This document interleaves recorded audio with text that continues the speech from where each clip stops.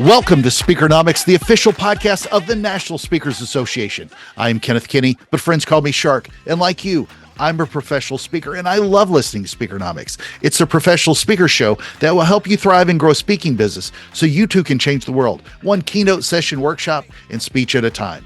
And on this episode, we welcome John Watkis. He's a speaker, an MC, a voiceover artist, an actor, and a coach. John, welcome to Speakernomics. How are you today? I am excellent, and I'm glad to be here. Thanks for having me, Kenneth. Outstanding. Now, to all my speaking friends, what is your voice on center stage? When you think about it, every time you have someone's attention, you're on center stage. But do you train this tool that so many speakers take for granted? You've got a great speech. The words and stories are ready. You've rehearsed all your movements, the blocking and staging. You smile a lot. You've got the good hair on, and then we hear your voice. But does your vocal inclinations remind you of Woody Woodpecker and Elmer Fudd, or rather a conversation with Scott McCain and Lenora Billings-Harris? Let's ask someone today whose voice really stands out from the crowd. And before we jump in, make sure to go to speakernomics.com. That's where you can find the tips, insights, and knowledge to help you become a better speaker, build a better business, and get paid to speak. Now, John, before we dive in and talk about some ways to keep our voices healthy and happy, we must comply with HIPAA regulations and confirm that you are not a doctor, but we need to know if you've ever played one on TV or in a theater setting, or have you ever done a voiceover for any medical type commercials? I have never done voiceovers for medical type commercials. I'm actually thinking this through now. And I have played doctors on television in the background. Okay, that should get us, that should clear us with all the insurance liabilities that we don't really have in this. All right, John, I read that your smooth, deep, soothing tones are reminiscent of warm Canadian maple syrup poured over hotcakes and melting butter. That's a good way to describe your voice. Would it surprise you that similarly, my voice has been described as biscuits and gravy with a side of OJ and a cup of old coffee? Not sure what that means, but now I'm a little bit hungry. So let's dive in. If someone wants to start training their voice on a regular basis, what should they do as a regular routine to exercise, if you will, and prepare your voice to be a better speaker? And don't say talk a lot. And Kenneth, before I answer, to add on top of those HIPAA regulations, allow me to. The views expressed in this podcast are those of John Watkis alone and do not represent those of Kenneth Shark Kinney, the National Speakers Association, Speakernomics, or its sponsors. Oh, that's fantastic. Great. Now you're out of trouble no matter what I say. There you go. There you go. Controversial. Well, let's get back to how do you train your voice? First is awareness. If you were to ask speakers in general, and then people in particular, what do you do to train your voice? Most of us just speak, and we don't think about the way we speak. Everything we do at this point is a habit. So the first step is be aware. What is happening with your voice now? Record it. Either record it on your phone, record it on video, and then listen to it to hear how you sound. Most people don't want to do that because most people don't like the sound of their voice. That's going to be the first step. Hear what you sound like. Yeah, I don't. It's a hesitation for many people. If you don't know where you're starting, then how can you get better? That's the first one. Be aware. How do you sound? What are your tendencies? What are your habits? And then you can start taking steps from there. Are you breathing properly? And we'll talk a little bit more about this in terms of the vocal health. Does your voice drop off at the end of a sentence? Are you at an incredibly high pitch? Be aware first. And something that I learned when I started speaking back in 1996, it's been a long time, was from Fred Pryor seminars. The way we gave ourselves feedback was 4 letters, LBNT. They stand for liked best and next time. So as you listen to your voice, say, here's what I like best about what I'm hearing. The next time, here are some areas that I want to improve on. That is your very first step to get your voice improved. Is know where you are, know what steps you'd like to take, and then focus on one area at a time. You started speaking in 96, but I think this show naturally makes sense to have with you because you have that Matrix Lawrence Fishburne voice that we've talked about before. But at what point did you know this was, one of your superpowers where you really actually started spending time into training it as well and really having that focus on voice? I started training my voice before I knew it was special, and I'll just say it is. Because in high school, I went to a school for the performing arts. And in those classes, I was a theater arts major. In my classes, we were taught to use our breath. So we were always focused on how we used our voice. It was never a result of me thinking the voice was special. It's just that early on in my life, I was in a situation and in a scenario where I was allowed to explore how my voice worked. Yeah, that's great. It's making me laugh though when you talk about going back that early. I've got a son who's young and about to be a teenager, so I'm wondering if his voice is going to change from high pitch to hello, hello, Dad. I mean, it's going to be interesting to see what he goes through. Hearing you talk about that, so well, before a speech, how should someone prepare, say, the night before, the day before? What do you do? I run into this because a lot of times I'll go diving the night before. So I'm either breathing in a lot of nitrogen or oxygen, and that has an effect on my voice. I have to make certain that I take care of it if I go scuba diving the day before. But that's just, that's an extreme example. But for most folks, how should they prepare the time before? I'll go back to awareness is recognize what's happening in your body. For me, I'm highly sensitive. And I know that if I start to sneeze, my voice is done. Because I don't just sneeze once. I have a consecutive stream of sneezing. If that happens to me, the first thing I'm doing is going for Claritin. Again, this is me. I'm not recommending, because I can't, or even suggesting that you do this. I'm saying notice what's happening, because even if you're not diving, when you're traveling on a plane, that changes humidity levels. That tends to dehydrate you. You go from a humid temperature or to a drier climate. That can dry out your voice. There are so many different factors as speakers because we're going to different environments that are going to affect the voice. Think about how you're feeling and what's happening. For me, and this is just my daily routine, I have eucalyptus oil, and I will take the eucalyptus oil out in the shower and I'll drop a few of those into the shower so that I am clearing out my system. You can get a eucalyptus spray if you want to. The key is to make sure that you do everything within your power to prepare that voice the night before. I will be as quiet as I possibly can because vocal rest is important, especially as you get older. The vocal folds, people call them vocal cords, are muscles and tissue. And just like any other muscle or tissue in your body, they can atrophy as you age. And that means that it's important to keep them healthy. Sometimes, depending on how I'm feeling, I might go through a vocal straw warm-up. And so what's a vocal straw? I have something called the singing straw. You don't need to buy one of these. Mine is metal. You can take a regular straw and blow into it slowly, either angled a little bit down or straight out, and just slowly release the air through that straw. This helps to give some resistance to your vocal cords or your vocal folds, which is like doing exercise with a weight. You're strengthening it so that you are clearer and you have to put out less effort. So good amount of sleep. I don't hydrate the night before, but I do make sure that I've hydrated completely the day before. And that's a big part of my process because any dehydration is going to affect your vocal folds. So be aware, have a nice steam bath with eucalyptus. Some people will just put a hot bowl of water, towel over their head, and soak it up that way. And be as quiet as you possibly can so that you are not putting out too much effort or not straining the cords as much. And I understand it completely as somebody that has dealt with sinus issues my whole life. Do you travel with any like humidifier or mister or anything like that you take when you're on the road to speak? Yeah. So I know you would. I do. I do. I'm not leaving anything to chance because I don't want to look for a bowl when I get into a hotel.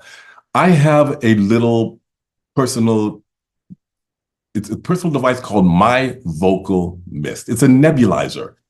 So it's a small nebulizer. I have a travel case for it.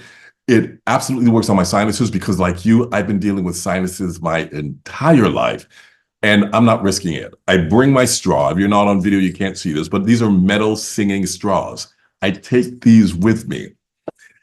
Listen, I bring a coffee setup with me. So anything that I need on the road, I am going to control as much as I possibly can. My vocal mist is absolutely the most important. And I will sometimes do that the night before. I will always do it the day of. Yeah, well, it's just like any other athlete. I mean, an athlete thinks about the things they put in their body, and that's how they run and jump and throw and everything else. It's for speakers, although it does kind of sound silly to think through it, it's probably worth explaining what this is to TSA as opposed to having laryngitis when you get there. So if you get sick, what do you do the day of? Do you have a favorite hottie toddy recipe, or do you run to Starbucks for a medicine ball tea, or do you buy honey the moment you get off the plane and some ginseng and ginger and everything else to make certain you have something to prepare your voice the day of when things are not optimal? Absolutely. Day of, always. And I do this any day. When I wake up, water. I'm 250 pounds and 6'3", so I'm going to drink more water than most people. I do 30 to 40 ounces of water first thing. Brush my teeth, go to the washroom, 40 ounces, 30 to 40 ounces of water. You don't need that much. Minimum 2 cups of water to start your day. And I know the water does not go to your voice box. That's irrelevant. It's hydrating your body. And hydration is one of the most important parts of maintaining vocal health. Next, I am as quiet as I possibly can be. Yes, I'm using my vocal mist, and I did this every day when I was performing for The Lion King. I did it when I was on the road, speaking 4 to 5 days a week from 9 to 4. Hot water, lemon, and honey. And this relaxes the voice, the throat, and it's more calming and soothing. So that is my day of situation. I'm going to hydrate, hot water, lemon, and honey. I'm going to stay as quiet as I possibly can. And I'm still going to do some vocal warm-ups. What I won't do is whisper. Whispering strains your vocal cords. A lot of people think that that's the best thing to do. It actually works against you. So it's either you don't talk or you try to speak at a regular level as opposed to trying to whisper, because the vocal cords don't like that. So, thought of this question. This kind of goes back to our clubhouse old days in yesteryear, because I'm thinking about Lois Kramer. But post speaking event, do you do any aftercare for your voice? I do. I warm up. Sorry, I cool down. Let me go back. I do warm up before. I do tongue twisters. I do scales. I do lip trills. I warm the voice up because if you think about it, you go to a sporting event. What's happening? The athletes are warming up their system. You go to the orchestra. What is the people doing before they play? They're warming up with their instrument. We need to warm up as well. At the end, and I see this in the gym all the time, people finish their workout, boom, they're out the door, not realizing that the body needs to come back to a normal level with your voice. And I recognize that sometimes you have to talk to a lot of people after. I will still do a cool down. And that could be scales. And I will bring the scales down, because what tends to happen when we're speaking is we get excited and speak at a higher pitch. And so I will try to bring my voice back down to a normal level, but a lower pitch, just to relax it. So it could be the lip trills, it could be a tongue twister the same way that you warmed up. Do something to bring that body back down, or your voice back down to a regular level. Literally and figuratively speaking, you help train others and help them make their voice stand out. How do you go about doing that? I help them to be themselves. And I know that may sound odd. You see it though, when people get on a stage to speak, not necessarily professional speakers because they've been doing it so long, but your general professional coach, they lose themselves. They're trying so hard to think about what they're going to say that they lose their whole personality. So the first thing that you can do to stand out when you speak is to bring your personality with you. How would you normally talk about a sporting game, a concert, something that you're excited about, something that's important to you? And I can always tell when someone's doing a presentation and they get to the part that is most important to them, I can hear it because they stop thinking about the words and they're invested. But that is how you can start to make your voice stand out, and that is bring yourself. Now, when you do that, then learn to play with it. There are 4 pillars of vocal vitality. It is pitch, pace, volume, and tone. Go up and down with your pitch. Instead of speaking quickly all the time, change up your pace. Sometimes go at a rapid pace, sometimes go slower. Volume. Motivational speakers speak on 10 the entire time. It's important to make sure that you switch up your volume. I remember when I was in high school and I did a solo in my music class, and the teacher, the feedback she gave me was, you started at 10, and once you did that, you had absolutely nowhere to go. You can draw people in with your voice if you'll change volume. People don't walk into a room and say, I've got a secret. That would be weird. But for some reason, when we're speaking and trying to motivate people, we get absolutely loud to tell you what's most important. Instead of, and let me tell you the most important part. Draw in, go up and down with your volume. People won't know what to expect. And because they don't know what to expect, they'll go with you. Pitch, pace, volume, and then tone. You can say one word and make it mean so many different things. When I worked for Columbia House, and for those who are not in my generation, Columbia House was a mail order music club. We mailed people CDs and VHS tapes. I remember hearing one of my staff on the phone with customers saying, I'm sorry, okay? Like, I don't think they believe you. Why? Because the tone, the attitude that came across in the voice said something completely different than what the words were saying. I suggest when you say a word, a phrase, ask yourself this question. What do you want people to feel when you say it? When you're telling a story, if you were scared, what did being scared sound like? Inject emotion into your words and into your tone, and that will help you stand out. Pitch, pace, volume, and tone. Add that to your vocal variety or your vocal vitality, and people will be leaning in that much more. I miss Columbia House. It makes you miss the 80s. Those are the good old days. The thing would show up in your mail. It was crazy. Hey, this is Chuck Gallagher, CSP, and owner of Primo Productions. My YouTube channel this past year grew by over 113,000 subscribers, and well, 2024 is set to be my best year ever as a speaker. The truth is, video sells. So if you want to maximize the value of your YouTube channel, visit us here at primoproductions.com, where we bring imagination to life. So a question I want to ask you comes from a previous guest.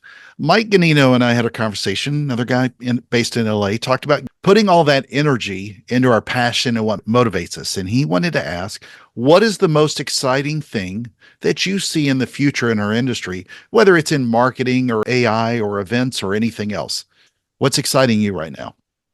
What's exciting me are the new speakers that are willing to share their message. I've been working with different speakers, coaching them and helping them to prepare their talks. And they're talking about different areas. For example, some might be from many different backgrounds and cultures. And it's not an area where we've had a lot of speakers in the past. One of my clients is autistic. She's on the autistic spectrum. And she talks about hidden in plain sight, because she is autistic and all through school, she didn't know, she wasn't diagnosed. And now she can share her story with other teachers who are working with autistic students in their classrooms, but they don't even know about it. So now it's the new topics, it's the new insights. We have so much more information available to us on the internet, but that doesn't matter unless it can be distilled for us in a way that can be understood so that we can work better with the people around us. So I'm excited for the new speakers with the new topics that are not what you would normally hear, that are going to have an impact on the world and the way that it operates and the way that we understand it. I'm waiting for a Gen Z speaker to come up and talk about Columbia House, though. That I'm excited to hear that and how they explain that ancient technology. What is a question that you would like to ask a future guest on the show? My question is simple, but maybe not easy to answer. And that is, what are the qualities that you like most about your voice? And you're not allowed to say you don't like it. What are the qualities you like most about your voice? And you cannot start with, well, I don't like my voice. That's great. All right, let's do a quick recap then on John's advice. All right, number one, consider training your voice. We take this tool for granted so much, but he gives you such great reasons as to why you need to let your voice be heard. And we're talking about your voice. Your message is important. Your speech is important. All the things are important, but consider training your voice. It's your most important tool in a lot of ways for delivering that message. Number two, treat your voice like you're training a muscle. For him, it's not just eucalyptus oil and a straw or hydrating your body or hot water, lemon, and honey to stay quiet and not whispering, but just like an athlete does, think about everything you put into your body before and after to take care of this instrument. And number three, don't forget, I love this again, pitch, pace, volume, and tone. Don't just look at your voice and how you sound, but think of it through that lens. John, any last closing thoughts before we voice our way off the stage? One more thought, and that is breathe. And I know that sounds weird, but the very first phase of the speaking process starts with your breath. And as I said, we have so many habits that we don't necessarily think about, and one of them is breathing. As a personal trainer, the number one instruction I gave to my clients was breathe. So as you speak, as you stand on stage, breathe, breathe, breathe. And if I leave you with a word of inspiration from Mufasa, remember who you are. I love it. Friends, make sure to join us at Speakernomics.com and let your voice be heard. I'm Kenneth Kinney, your host of the National Speakers Association's podcast, Speakernomics. And this has been another amazing episode of the show. Thank you, John, for lending your voice to the show. And everyone listening, thank you for the privilege of your time. And remember, Speakernomics is a podcast where you'll learn to speak, get paid, repeat.